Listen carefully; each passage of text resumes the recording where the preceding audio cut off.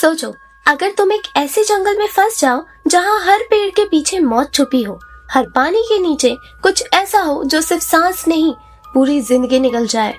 सोचो, जहाँ पैसा सब कुछ हो पर एक गलत डिसीजन सब कुछ खत्म कर दे। इस मूवी का नाम है anaconda the Hunt for the blood orchid. ये सिर्फ एक मॉन्स्टर मूवी नहीं है, ये एक वार्निंग है। जब इंसान लालच करता है तो जंगल शिकार नहीं, इंसान को शिकार बना देता है। कहानी शुरू होती है बोर्नियो के घने जंगल से। कुछ आदिवासी शिकार पर निकले होते हैं। सब कुछ नॉर्मल लग रहा था। तभी जंगल के अंदर से एक बहुत ही बड़ा एनाकोंडा निकलता है और उनमें से एक आदमी को जिंदा निगल लेता है। यहीं से सिग्नल मिल जाता है, ये जंगल आम नहीं है। सीन कट होता है एक कॉर्पोरेट ऑफिस में, जहां बोर्ड मीटिंग चल रही होती है। कंपनी के बॉस को लगता है कि अगर कुछ यूनिक नहीं किया गया तो कंपनी आगे नहीं बढ़ेगी। तब गॉर्डन जैक को बोलता है अपनी रिसर्च दिखाने के लिए। जैक बताता है कि उनकी टीम ने बोर्नियो के जंगल में एक रेयर फूल डिस्कवर किया है, पेरिनिया इमोर्टलिस, जिसे लोग ब्लड ऑर्चिड के नाम से जानते हैं। इस फूल में एक ऐसा केमिकल होता है जो हर बीमारी ठीक कर सकता है और इंसान की जिंदगी बढ़ा सकता है। प्रॉब्लम सिर्फ एक है, ये फूल 7 साल में सिर्फ 6 महीने उगता है और अब मुरझाने में सिर्फ 2 हफ्ते बचे हैं। अगर ये फूल मिल गया तो सब करोड़पति बन सकते हैं। सीईओ तुरंत डिसीजन लेता है, बोर्नियो जाना है अभी। अगला सीन, जैक, गॉर्डन, कोल, बेन, गेल और सैम बोर्नियो पहुंच चुके होते हैं, मगर तेज बारिश की वजह से कोई भी बोट उन्हें नदी के अंदर ले जाने को रेडी नहीं होती। तब उन्हें बिल के बारे में पता चलता है, एक ऐसा बोट कैप्टन जो पैसों के लिए डेंजरस मौसम में भी जा सकता है। सब एक रेस्टोरेंट में जाते हैं जहां उनकी मुलाकात होती है ट्रेन से, जो उन्हें बिल तक ले जाता है। बिल रिस्क के नाम पर एक्स्ट्रा पैसे मांगता है और लालच के आगे सब मान जाते हैं। अगली सुबह सब बिल की बोट पर सफर शुरू कर देते हैं। बिल सबको उनकी जगह दिखाता है और सैम और गेल को एक कैबिन देता है। गेल सैम को बिल्कुल पसंद नहीं करती। इसी चक्कर में सैम का बैग बाहर रख देती है। जैसे ही गेल कैबिन का अलमारी खोलती है, अंदर से एक बंदर उस पर कूद पड़ता है। गेल घबरा कर बाहर भागती है। बिल आता है और बताता है बंदर का नाम कॉन्ग है और वो इसी बोट पर रहता है। बोट पर गेल और गॉर्डन सैटेलाइट फोन से सिग्नल लेने की कोशिश करते हैं, मगर नेटवर्क बिल्कुल नहीं मिलता। ट्रेन उनका मजाक उड़ाता है। इधर बेन सैम को इम्प्रेस करने की कोशिश कर रहा होता है। डिनर के टाइम कॉन्ग खाना चुराने आता है। बिल उसे भगा देता है। बाद में कॉन्ग बोट के ऊपर चढ़कर पेड़ से फल तोड़ने की कोशिश करता है, लेकिन बोट आगे बढ़ जाती है। कॉन्ग बोट के पीछे आने लगता है। तभी एक बहुत ही बड़ा एनाकोंडा उसका पीछा करता है। कुछ ही सेकंड्स बाद सबको एक तेज चीख सुनाई देती है। बिल बस इतना बोलता है, लगता है कोई शिकार बन गया। अगली सुबह बिल कॉन्ग को ढूंढता है, मगर कॉन्ग कहीं नहीं मिलता। इसी दौरान गेल दोबारा सैटेलाइट फोन ट्राई करती है और बोट से पानी में गिर जाती है। बिल उसे बचाने के लिए लकड़ी देता है, लेकिन तभी पानी से एक मगरमच्छ निकल आता है। बिल बिना सोचे पानी में कूदता है और गेल को बचा लेता है और मगरमच्छ को मार देता है। सब बोट पर वापस आ जाते हैं, लेकिन अचानक मरे हुए मगरमच्छ का बॉडी पानी में अंदर घसीट लिया जाता है। फिर हम देखते हैं कि सब बैठकर बात कर रहे होते हैं।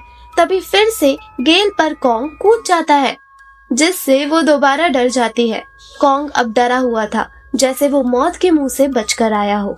अगली सुबह बारिश की वजह से नदी का पानी बहुत बढ़ चुका होता है।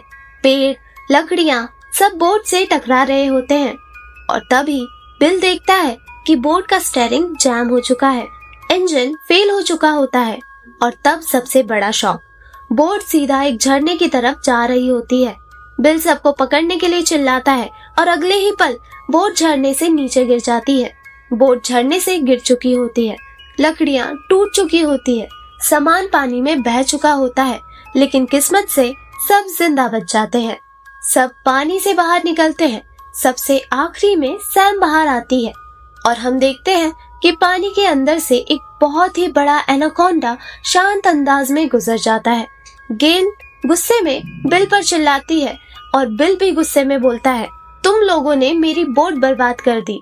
जैक बीच में आकर सबको शांत करता है और बिल से आगे का रास्ता पूछता है। बिल बताता है कि उसका एक दोस्त जॉन दूसरी नदी में बोट चलाता है और वही उनकी मदद कर सकता है। वहां तक पहुंचने के लिए 2 रास्ते होते हैं, नदी के किनारे से 2 दिन और जंगल के बीच से 1 दिन। जैक बिना सोचे बोलता है, हम जंगल से जाएंगे। बिल जॉन को फोन करके सब बता देता है और सब बचा हुआ सामान उठाकर जंगल के अंदर घुस जाते हैं। जंगल के बीच एक जगह पानी जमा होता है, सबको उस पानी को पार करना होता है। सब पानी में उतरते हैं। कोल को लगता है पानी के अंदर कुछ हिल रहा है, वो सबको बताता है, मगर कोई उसकी बात को सीरियसली नहीं लेता। अचानक बेन पानी के अंदर डूब जाता है, सब घबरा जाते हैं और कुछ सेकंड्स बाद बेन बाहर आता है, लेकिन उसके शरीर पर खून ही खून होता है। और तब पानी के अंदर से एक बड़ा एनाकोंडा निकलकर बेन पर हमला कर देता है। ये देखकर सब डर के मारे भागकर पानी से बाहर निकल आते हैं। सब बिल से पूछते हैं, ये चीज क्या थी? बिल सच बोल देता है, आज तक मैंने भी इतना बड़ा एनाकोंडा नहीं देखा। सबको लगता है शायद ये एक ही होगा और सब आगे बढ़ने लगते हैं। थोड़ी दूर चलने के बाद गॉर्डन कोल के गर्दन पर कुछ देखता है। वो उसे बताता है। कोल टच करता है और अचानक पैनिक करने लगता है। वो एक कीड़ा होता है जो उसका खून चूस रहा होता है। बिल जब उसकी शर्ट उठाता है तो कोल की पीठ पर कई सारे कीड़े चिपके होते हैं। बिल एक एक करके सब निकालता है। ये जंगल सिर्फ खतरनाक नहीं, जहरीला भी है। आगे बढ़ने से पहले जब गॉर्डन अपना शू पहन रहा होता है, ट्रैन उसे रोकता है। ट्रैन शू को पीछे से मारने लगता है और उसके अंदर से एक बहुत ही जहरीला स्पाइडर निकलता है। बिल बताता है, इसका काटना या तो मौत देता है या फिर बॉडी को पूरी तरह पैरालाइज्ड कर देता है। जैक चालाकी से उस स्पाइडर को पकड़ लेता है और अपने पास रख लेता है। दूसरी तरफ जॉन शराब पी के अपनी बोट चला रहा होता है। तभी पानी के अंदर से एक और एनाकोंडा उसकी बोट पर हमला करता है। बोट कंट्रोल से बाहर हो जाती है और जोर से क्रैश होती है। एक बड़ा धमाका होता है जिसे बिल और बाकी सब जंगल के अंदर से देख लेते हैं। जब वो वहां पहुंचते हैं, बोट पूरी तरह तबाह हो चुकी होती है। सब बचा हुआ सामान इकट्ठा करते हैं। ट्रैन को वहां मछली के कुछ लाश मिलते हैं और वो बताता है कि आसपास आदिवासी रहते हैं जिनकी नाव से ये लोग बाहर जा सकते हैं। आगे चलकर सब जंगल के और अंदर जाते हैं। रास्ते में उन्हें एक लाश मिलती है, वही आदिवासी जिसे मूवी के शुरू में हमने देखा था। थोड़ा और आगे जाने पर ये लोग आदिवासी कबीले तक पहुंच जाते हैं। वहां उन्हें एक बहुत बड़ा मरा हुआ एनाकोंडा दिखता है जिसके पेट को एक आदमी ने अंदर से फाड़ दिया होता है और उसका पैर बाहर निकला होता है। सीन देखकर सब हिल जाते हैं। जब सब पानी के किनारे जाते हैं तो पता चलता है कि आदिवासी अपनी नाव लेकर वहां से जा चुके हैं। अब वापस जाने का कोई रास्ता नहीं होता। आदिवासी वहां से जा चुके होते हैं। ना बोट, ना मदद, सिर्फ जंगल, नदी और मौत। मजबूरी में सब खुद की नाव बनाने लगते हैं। इसी बीच गॉर्डन चुपके से जैक का बैग चेक करता है और तब उसे पता चलता है जैक के पास सैटेलाइट फोन है। ये देखकर गॉर्डन शॉक हो जाता है।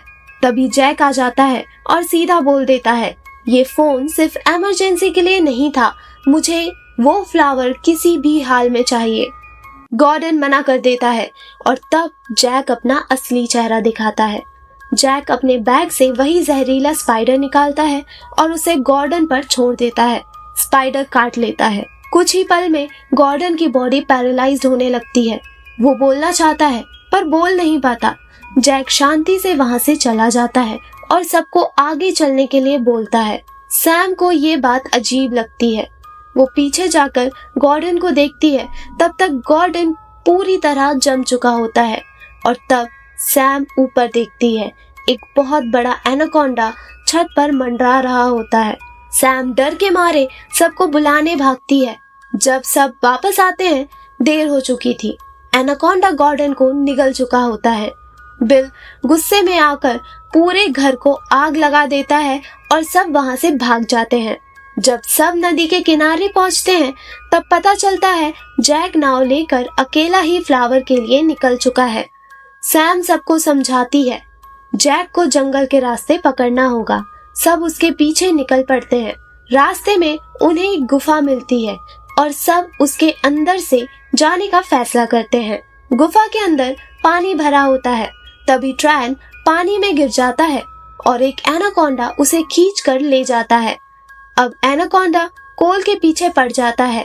इसी बीच सैम गुफा से निकलते वक्त एक एनाकोंडा का सर काट कर उसे मार देती है, लेकिन डेंजर खत्म नहीं होता। एक दूसरा एनाकोंडा कोल को पकड़ लेता है और पेड़ पर जकड़ देता है।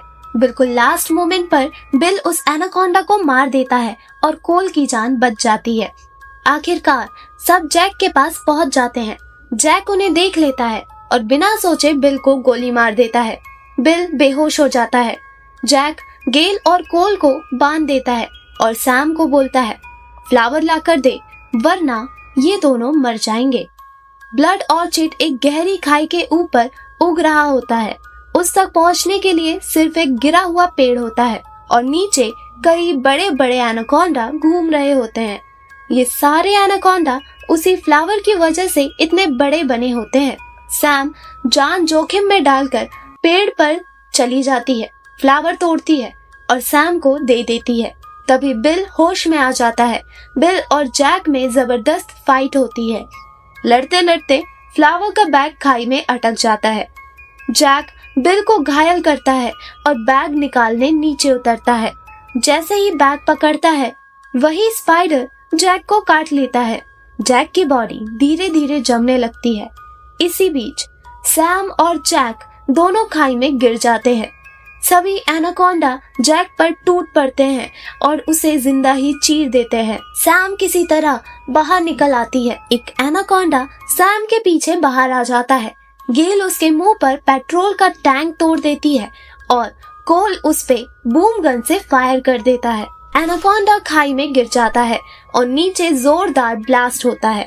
पत्थर गिरते हैं और सारे एनाकोंडा वहीं मर जाते हैं। आखिरी सीन में हम देखते हैं कि सैम, बिल, गेल और कोल नाव में बैठकर नदी पार कर रहे होते हैं। उनके साथ कॉन्ग भी होता है।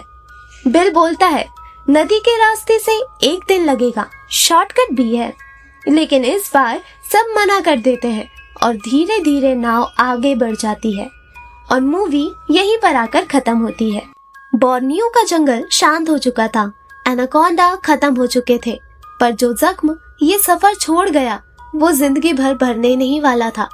कुछ लोग पैसा पाने आए थे, कुछ साइंस के नाम पर, लेकिन जंगल ने सिर्फ उन्हीं को जिंदा छोड़ा जिन्होंने लालच नहीं इंसानियत चुनी। लालच इंसान को अंधा कर देता है। नेचर से ज्यादा पावरफुल कोई नहीं होता। टीम वर्क और करेज ही असली सर्वाइवल है। अगर वीडियो अच्छी लगी हो तो लाइक और सब्सक्राइब करें और बेल आइकन दबाना ना भूलें ताकि हमारी इस तरह की वीडियोस आपके पास सबसे पहले पहुंच जाए। हम आपसे मिलते हैं एक और नई वीडियो में एक और नई मूवी के साथ। तब तक के लिए बाय बाय।